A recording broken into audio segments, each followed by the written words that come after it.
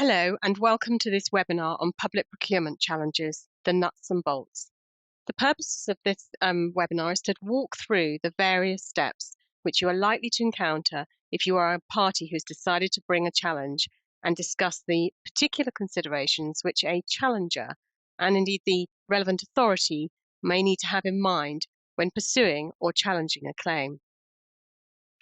I should say at the outset that as anyone involved in procurement work will be well aware, what I'm about to talk about will be subject to changes coming into force later this year following the introduction of the Procurement Act 2023.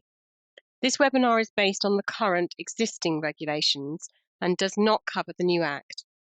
It is important, however, to know that as from around October this year, those involved in procurement challenges will need to consider whether the new or indeed the old provisions will apply to the procurement in question.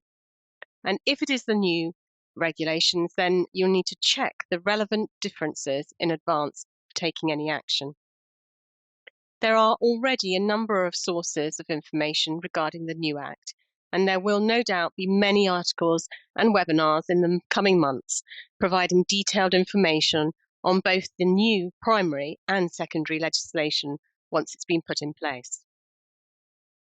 So as a starting point, I'm going to look very briefly at the relevant regulations and principles which apply to the conduct of procurements and consider where things typically go wrong and the common areas where challenges arise. I will then go on to look at how a challenge is started and the applicable time limits and some of the practical considerations.